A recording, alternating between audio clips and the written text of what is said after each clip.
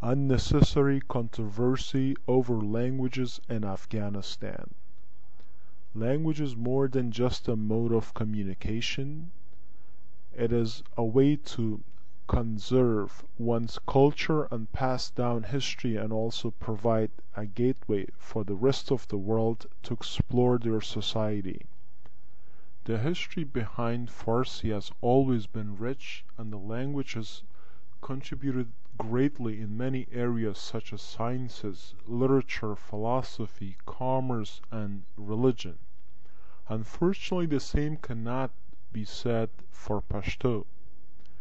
Very little has been done for the advancement of Pashto, and it does not provide any incentive for non-Pashtuns or anyone else for that matter to learn it. Pashto has been left behind when it comes to languages. It has no culture or legitimate foundation, and therefore it's very easy for it to disappear. In a world that prides itself in progression and improvement, Pashto has remained the language of tribal and illiterate nomads. Pashto has always been considered a primitive language, originating in the Solomon Mountains.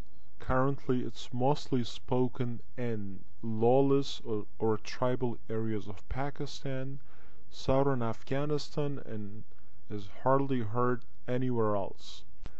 It has recently become synonymous with the Taliban, suicide bombers, and other outlawed groups in southern Afghanistan and tribal areas of Pakistan.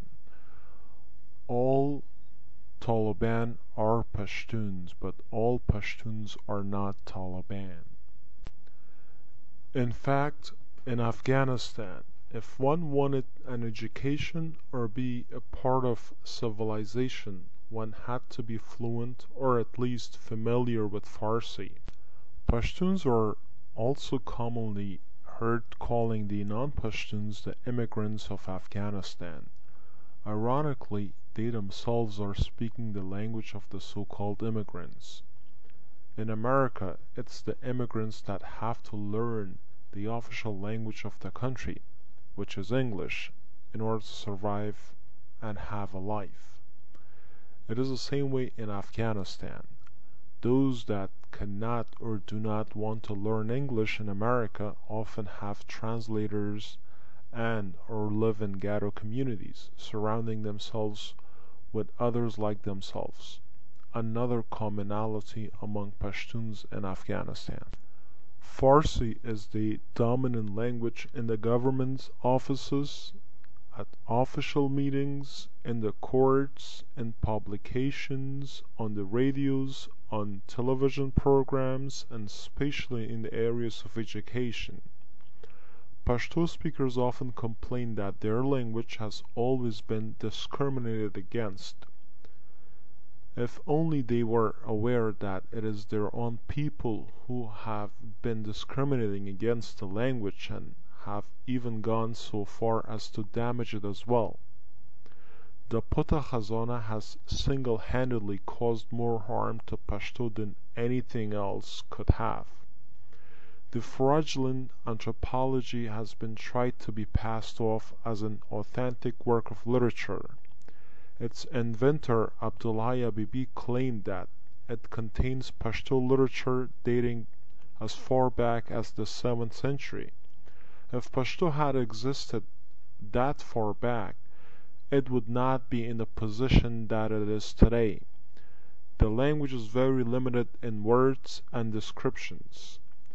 As a Chinese philosopher once said, "The limits of my language means the limits of my world." This is true in the case of Pashto. Pashto has not contributed anything worthwhile to Afghanistan, let alone the world. However, the Pashtuns force the language onto the public when their own people do not speak it. Pride keeps them from admitting that Pashto has no relevance or importance to the country except to the primitive tribes in the south and the Taliban. So great is their resentment and jealousy that they are putting pressure on officials included in the government offices, and educational areas such as schools and universities. One will notice that Pashtuns across the border in Pakistan have dropped their Pashto and their nomadic lifestyle, adopted one of the major Pakistani cultures and languages. This is another example of how their own people are damaging their own language. Something must be wrong with the language if its own people won't work towards the advancement of it. Though it's still primarily communicated orally, some Pashto literature has been written down and preserved, although very little of it. The literature that has been written down is mainly focused on ethnocentrism, whereas Rumi, Omar Khayyam, Hafiz, Sa'di, Avicenna do not speak of their ethnicity. Most of the Pashto literature that exists today focuses on their own ethnicity.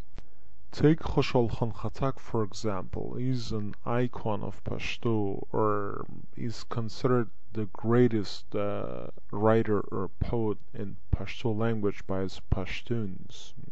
I mean, this guy is also totally unknown to everyone else. Khattak always writes for or about Pashtuns. Khattak has used his poetry to curse his own people and at the same time instill a sense of false pride that has not benefited them. No one else in the world will be able to relate to Pashto literature since it highlights only the small world of Pashtuns.